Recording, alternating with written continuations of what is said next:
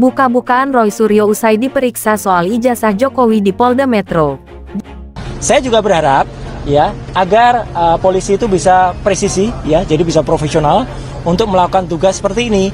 Jadi artinya kalau yang memang itu yang ada dalam surat undangan, ya itu yang kemudian ditanyakan, ya tidak menanyakan yang lain atau bahkan melebar ke hal yang lain. Berdasarkan laporan yang disampaikan oleh pelapor ataupun korban, maka yang menjadi objek perkara penanganan kasus ini adalah pernyataan yang mengandung fitnah dan pencemaran nama baik melalui media sosial atas tuduhan ijazah palsu S1 milik pelapor. Polda Metro Jaya masih terus menyelidiki laporan Presiden ke-7 Joko Widodo Jokowi terkait tuduhan ijazah palsu.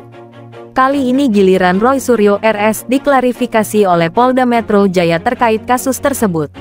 Roy Suryo menjalani pemeriksaan di Ditreskrimum Polda Metro Jaya, Jakarta, Kamis tanggal 15 Mei tahun 2025. Roy Suryo diperiksa oleh polisi pada pukul 10.15 waktu Indonesia Barat. Update jadwal pemeriksaan klarifikasi pada hari Kamis. RS Roy Suryo hadir, kata Kabid Humas Polda Metro Jaya Kombes Ade Ari, Kamis 15/5. RS tiba ke ruangan pemeriksaan pukul 10:05 waktu Indonesia Barat. Mulai klarifikasi pukul 10.15 waktu Indonesia Barat sampai sekarang. Lanjut dia. Roy Suryo seharusnya diperiksa bersama dengan satu orang lainnya yaitu S. Namun, S disebut tidak hadir klarifikasi. Sebelum Roy Suryo, pihak Polda Metro Jaya juga sudah memeriksa sejumlah saksi. Salah satunya yakni seorang podcaster bernama Michael Sinaga. Selain itu, ada 3 orang saksi yang juga telah diperiksa, yakni Rustam Effendi, Kurniatri Royani, dan Damai Hari Lubis. Sementara itu, Wakil Ketua Tim Pembela Ulama dan aktivis TPUA, Rizal Fadilah juga absen dari pemeriksaan. Roy Suryo lantas menjelaskan terkait pemeriksaan yang dijalaninya. Dia mengaku dicecar 24 pertanyaan oleh pihak Polda Metro Jaya. Nah, jadi, klarifikasi saya tadi, alhamdulillah berjalan cukup lancar. Nah, saya sendiri tadi, ya, sudah sampai pertanyaan ke-24. Ya, gitu, kata Roy Suryo kepada wartawan di Mapolda Metro Jaya.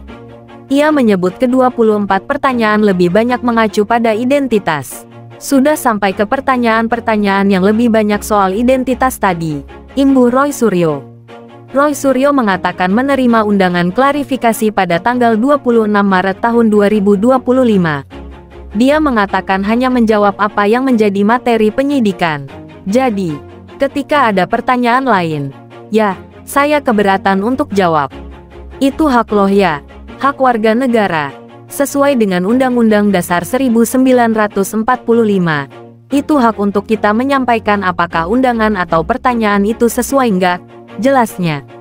Kemudian, Roy Suryo membeberkan bahwa tidak ada terlapor dalam undangan klarifikasi tersebut.